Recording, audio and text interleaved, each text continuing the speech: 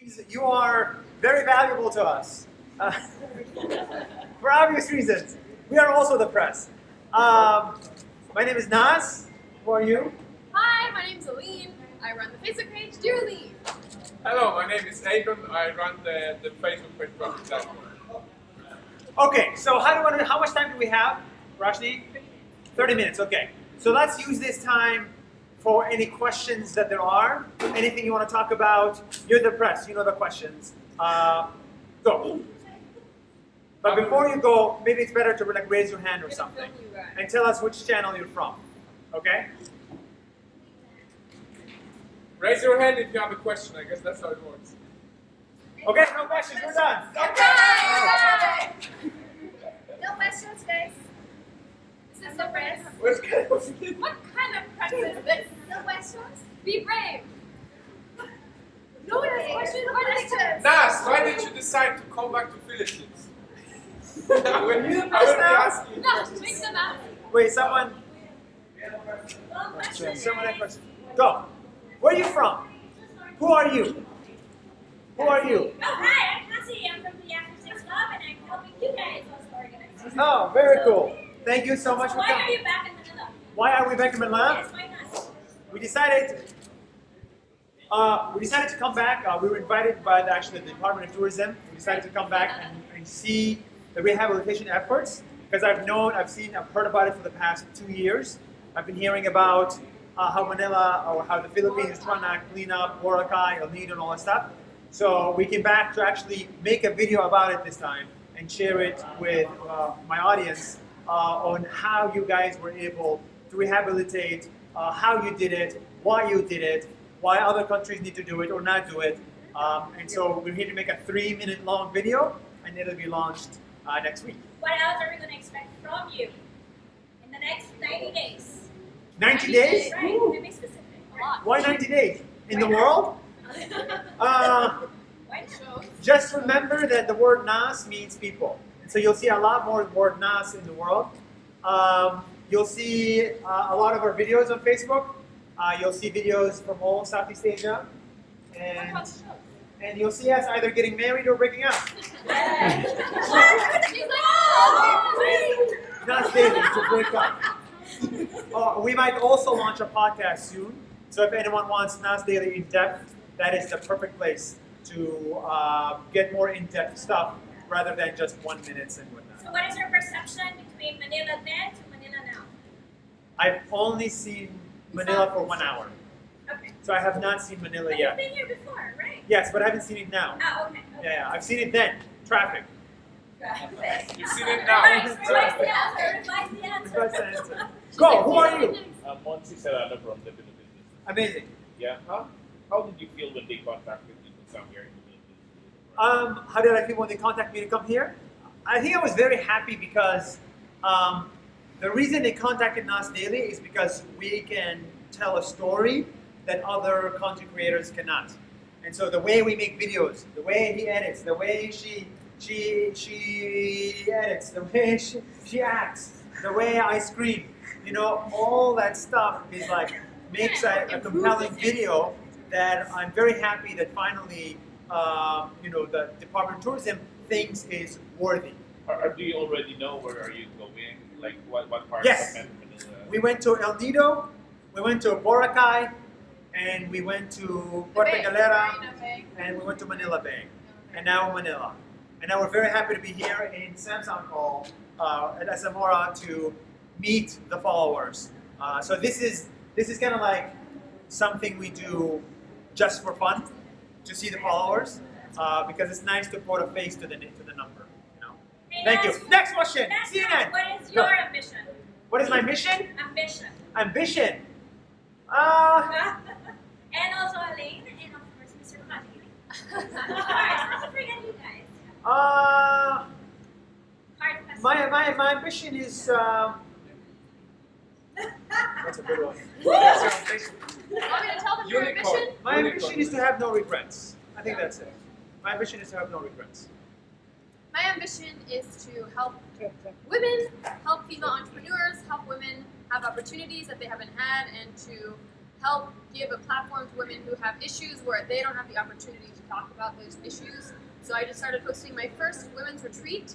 I'm hosting it next week. I'm leaving from here tonight to go host the retreat with 16 women from around the world. And I was thinking of having one of the next ones in the Philippines.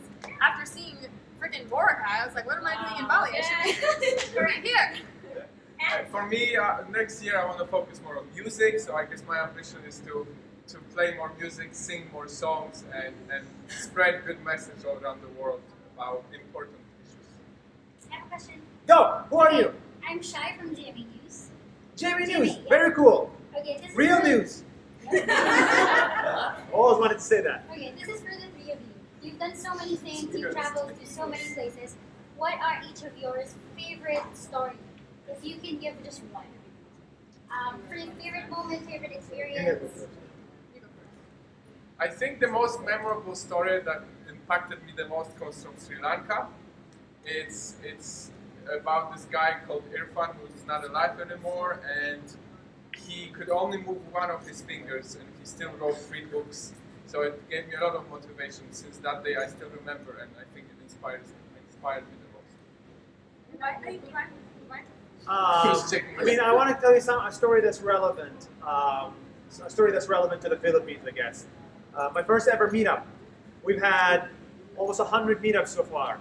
My first ever meetup was in the Philippines, and I think my biggest ever meetup is going to be in the Philippines. So I remember the day I went to a Starbucks and I said, "Come to this Starbucks in Manila Bay," and then I was very scared no one would show up, and then 40 people showed up, and it was amazing, the most amazing meetup ever. And now we're back in Samsung Hall, a big upgrade with thousands and thousands of people. So it's nice to see progress in a short amount of time. That's my favorite story. I think I don't have a specific story that's my favorite because every day we have like 10 amazing stories that happen in each day, 10 amazing people we meet. So I think for me it's just the overall experience of being able to talk to people from all over the world every single day and have this amazing network around the world that I can share with other women. I have a Facebook group with 120,000 women from around the world, which is crazy. And they're in a meetup right now in this auditorium.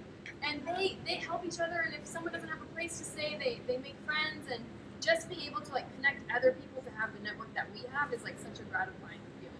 Great. Next question. Go. Abigail from Unangiri. Which network are you from? Unangiri, GME7. Okay. When starting your video blog, what are the struggles you've encountered? It's hard to make a video every day. The biggest struggle was just making the video. It was really hard. And also, it's like the video is more important than yourself, and it's more important than your mom and your dad and your girlfriend and your friend. And so that's another struggle where what your job is more important than anyone else. And I think that's not an easy thing to do. The hardest thing. I think the hardest thing about starting is just starting because I didn't know how to edit or anything, so I was very intimidated. Once I got started, it wasn't too bad. Now what's difficult is making sure that your content stays relevant, that everything you're talking about is important and you're not just making content to fill space. So I think that's always a battle, is wanting to make content that matters. I think I'm going to say what Aline said, that the hardest thing is the beginning. Before it starts, it takes years to get to the point of something, and then once it happens, it just comes naturally. But before, it's like the struggle. Like Nas, for example, 270 daily videos with no success. Every single day, no one watched it, and then one video bam. So that's the struggle. Another follow-up question, what is your advice for people who wanted to start vlogging or wanted to share their content? Well, my advice is get rid of this camera and get rid of this camera. No, standing. You like her camera, get this camera. And buy this camera This camera. or this camera. Look at how small it is. Oh. Buy something very small. Oh, so tiny. That's all you need to make a video, Spy cam. and just focus on your words rather than on the picture. I'm sorry, man. but this that's picture, true. it doesn't have to be perfect. You can make a video just like this, and you'll make it work. Thank you so much. Next question. What's something that makes you cry? Something that makes me cry? Inaccurate reporting. Something that makes me cry? Yeah. My boyfriend. Out of happiness, right? Out of happiness, hello. Hello. I should say you two Yeah, guys. we make him They cry. just stay to the It's just story. a They big make me cry. cry when they fight. Oh, you had a question. Go. What led you to this kind of advocacy?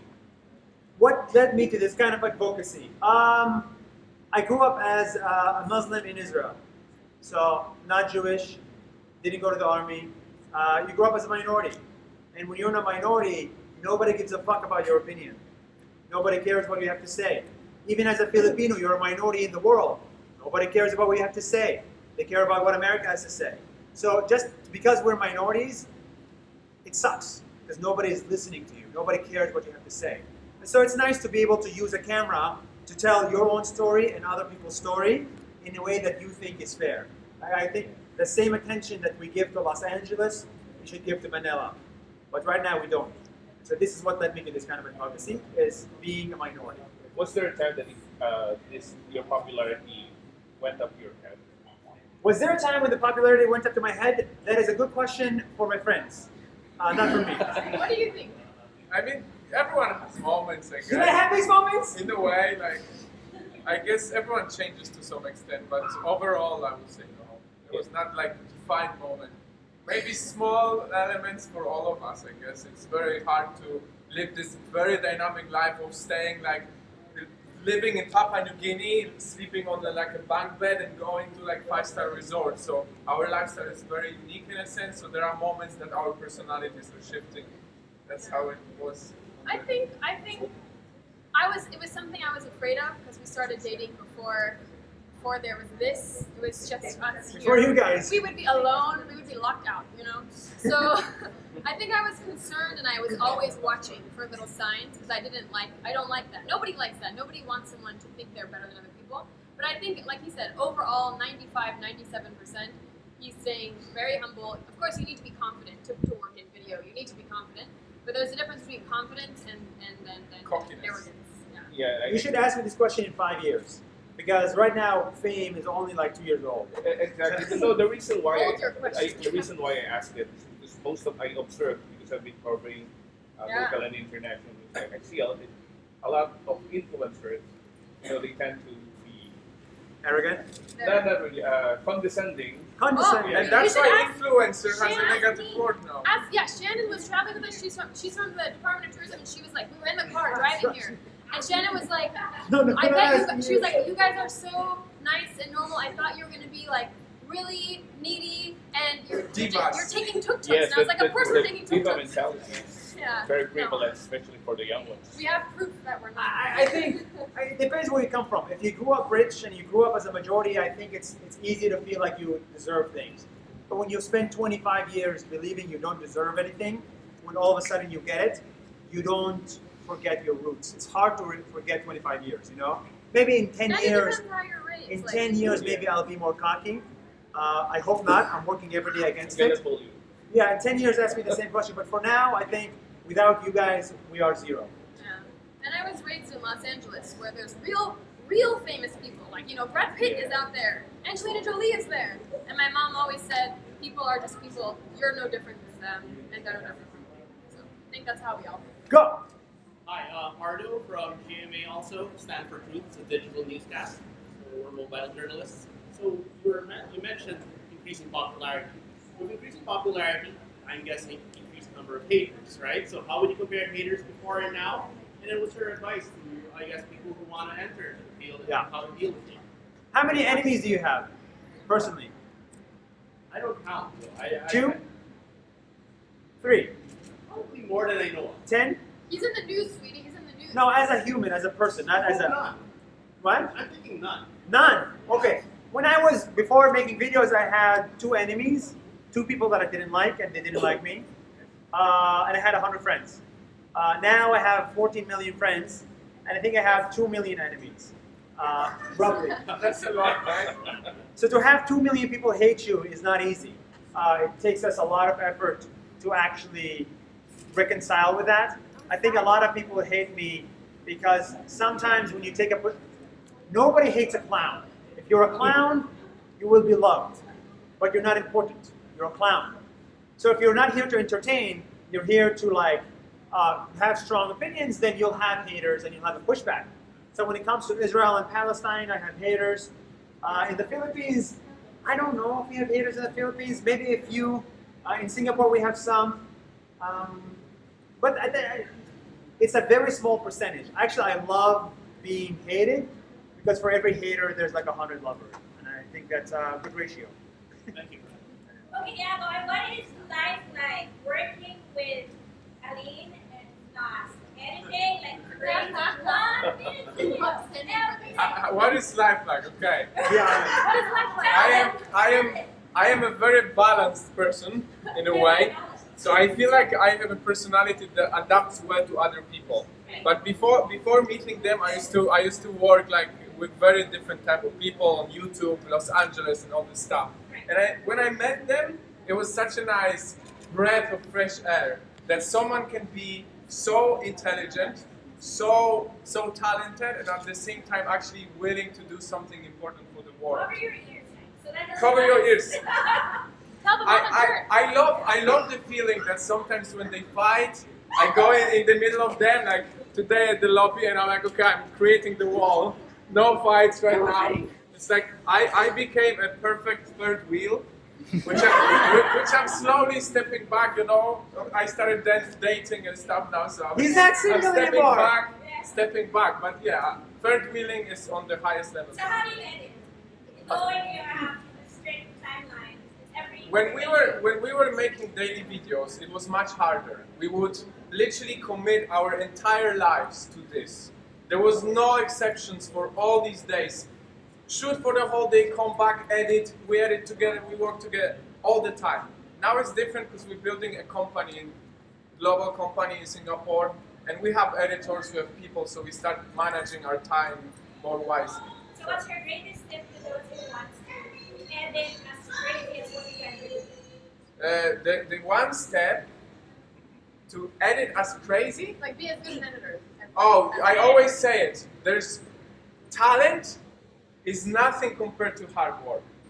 So if you work hard, you're gonna smash it. Over a few years, everyone becomes a master. So I believe that hard work always makes you great in whatever you do. Well, thank you for creating the magic. That's very nice. Yes, go ahead. Okay, so since we are a youth newscast, there are so many problems nowadays. There's climate change and all these political problems. What do you guys think can the youth do to make a change in their little ways? What can youth do to make a change? To make an Use impact? their voices. Honestly, the best bet is to go on social media. I've never seen a better use case of social media than if you get 1 million views on your opinion as a youth, you've influenced 1 million people. Without social media, the most people you can influence is 10,000. If you're an environmentalist teenager, you should start studying to become the CEO of an oil company. And then you can decide what Infiltrate. happens. Infiltrate. I think I will add that it's very important that youth removes the stigma from mental health issues and becomes more open about these things, because I feel that a lot of people struggle with problems with mental health, and we should not stigmatize it, and we should be more open and willing to help each other more. That would help a lot. Next question. Now you guys are answering questions. That's good. It was It was a before good it was a little bit warm-up. hard. Go. I'm Derek Jung from City College of Management. So what's next for? What's the next? We're building a company in Singapore. So we've decided to settle here in Southeast Asia, next to the Philippines, but not entirely in the Philippines because of traffic. And so now we live in Singapore, creating a company. It'll do a lot of different things, like a Nas University, a Nas Studios to create videos, Nas maybe a Nas hotels. Hotel if you guys want to stay at our hotel. But you'll see soon in the next year, you'll hear about it on Facebook very shortly. I am planning to start working on retreats because I like working in person with people. And I like to kind of help talent go from level 1 to level 2 to level 3. So that's what I plan to do. More retreats, more videos, obviously, and then support the company in any way. I think it's as Nas said, Nas means people, so we try to establish the brand in that way that people don't only think of his face, but also that we create much more than just videos. Think of Rajni's face. Think of Derek's face. Nasmi's Think of people's face. Think of Ali's face. Shannon's face. Your face. Cool. Okay, guys, last question. Last question. Oh, make it a good one. Actually, go ahead. Nowadays, sometimes social media is full of fake news, Scream. hatred, and bashing. Any advice for how to use social media properly to share positivity and inspiration? Fake news is nothing new. I mean, I'm sure you guys are under attack in the past 3 years, thanks to someone. But fake news has been around for like 700 years or thousands of years. Probably on like graffiti. Some religions can be fake news, right? So fake news is not new. So this will be the quote. So I think it's important to hold yourself accountable. Kind of like how you want to make sure to only report the truth. We want to make sure we only report the truth. So before I make any question, I ask myself, is this true or am I pushing the fake news? Sometimes I failed. Sometimes I pushed 1 or 2 fake news and I regret it. But 99% of the time, it's very important to hold yourself to a very high standard of what you believe is true or what you believe is not true. I think actually Nas is very good at making things positive, even things that are not positive. So something our whole team in general tries to do is when we're making a video, like I was just on a phone call before this, I want to make videos about honor killing. Honor killing is not a positive topic, and it would be really easy to just bash on people who do honor killing their animals. How can they do this? But I think the best approach is to look at an issue, explain why it's a problem, explain how that became a problem, and then explain what can be done to fix it, what we can do to fix it. So to focus on what can be changed and to focus on informing rather than blaming or putting more negativity where there's already plenty. You know? I think it's understanding the responsibility we have. We and everyone here, we have very big reach and impact on people who are watching. So I always remind myself of this. If I'm leaving something good behind me as I create things, or is it just a flap that doesn't matter? That's important. Okay. Amazing.